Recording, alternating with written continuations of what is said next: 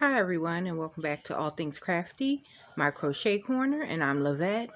And today's Crime and Crochet, episode 5, we are going to make a top-down sweater. My first attempt at this. I'm going to be using Premier Serenity Chunky in gray. It's a number 5 yarn, 100% acrylic. And I bought this originally to make a cardigan, but then I decided I had a chunky sweater pattern. So I will link to the pattern that I am going to use. I think it is from forthefrills.com. I'll put the link to the pattern, and it is the chunky crop sweater. But I'm going to make my length a little bit longer, not doing too much crop action on this one. But we'll get into our true crime case and get started. I did start the top down. I'm like right in the body of it, and I actually probably will get this finished today, which will mean that will be completed within 24 hours, as I started yesterday at I'm going to say 6 p.m. when I got off work, which was Friday the 20 whatever Friday the 24th. I'm not Friday, Wednesday the 24th. And then I am pretty sure I will be done this. Today is Thursday, Thanksgiving. And it's about 11, 12-ish. And I am going to finish the body, and all I have is the sleeves.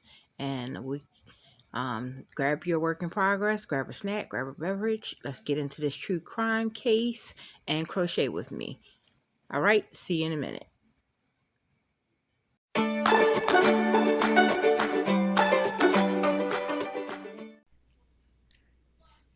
Okay, everyone, let's get right into this case. Um, Grab your work in progress, your beverage, your snack, whatever you want. Today I got my hot lemon zinger tea, some raisin toast, and got my project going. So we're gonna get right into this case and then see how the sweater turns out. Okay, so January 9th, 2012, a Crime Stoppers tip came in asking police to investigate the disappearance of a man named Harvey.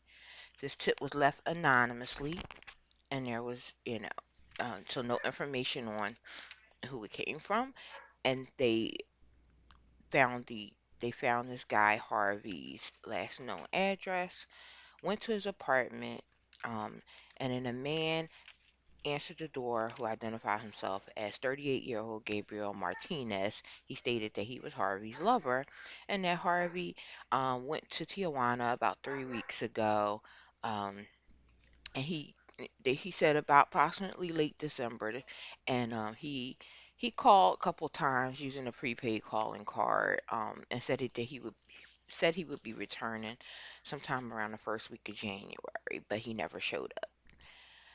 So, um, they had started looking into his disappearance. Um, they didn't really have much to go on other than his lover saying he left town.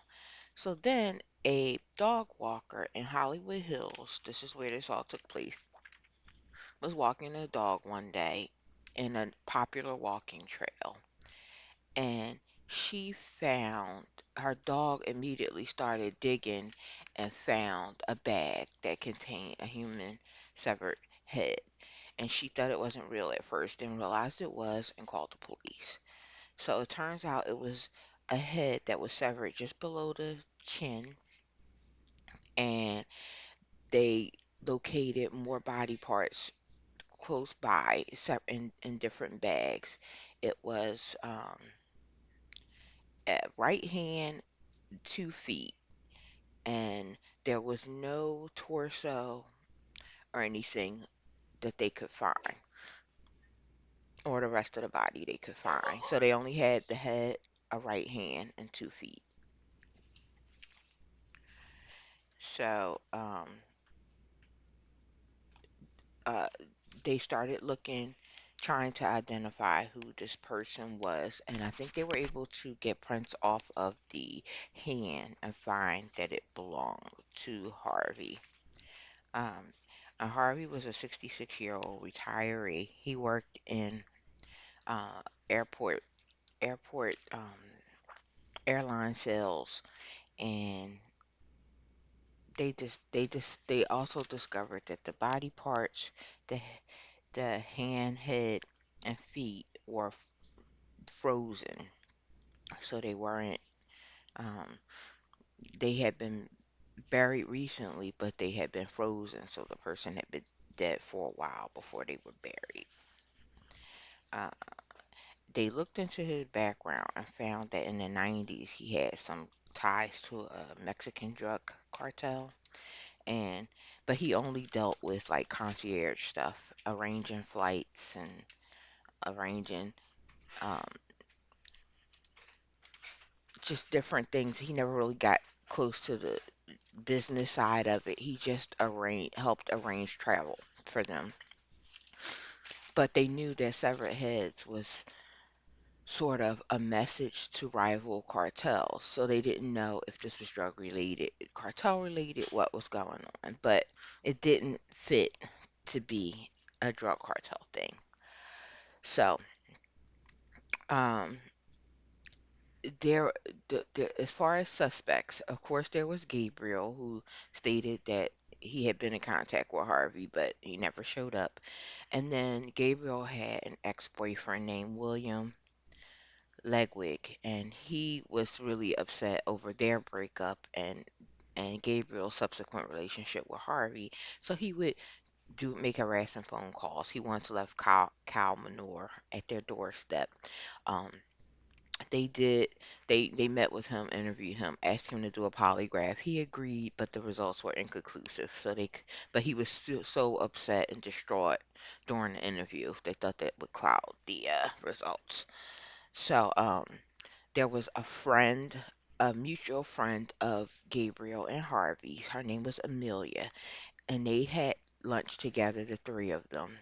Like I think one day prior to Harvey apparently leaving town. And Amelia told police that she's been friends with him a long time, and he's definitely not the spontaneous type. He's more of a planner, and for him to just get up and leave town was pretty unusual. So she didn't quite believe in that, but what she did was she waited till Gabriel was gone, and she snuck into the home, searched the home, and saw that Harvey's medication, his prescription medications, which he never left without, was still there. So she knew something was wrong, and police pressed Gabriel a little bit more. So in Gabriel's interviews, they found that he had did some computer searches on how to cut up a body and how to dispose of a human body and things like that. So they found that there was no incoming calls from Mexico during his phone records, during the time that he said Harvey had called. And so he had also looked up, um, right after Christmas, he looked up meat sauce and sausage making materials.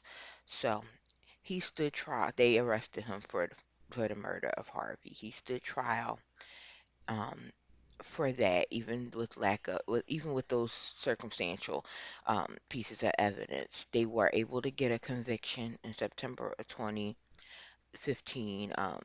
They got a first degree murder conviction, even though they were not able to ever find out where he was stored, where the rest of the body was, where the saw was he used, and and his family appealed. The judge appealed to him, saying, "Please to get a family closure, tell what happened and when, how, where." did all of this happen, and he refused to speak. And so he went to jail for sentenced to 25 years to life for the murder of Harvey.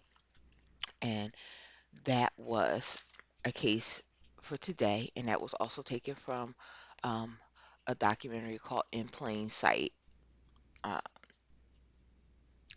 with true crime documentaries. So now we are going to take a look at how the sweater turned out, and I hope you enjoyed today's crime portion.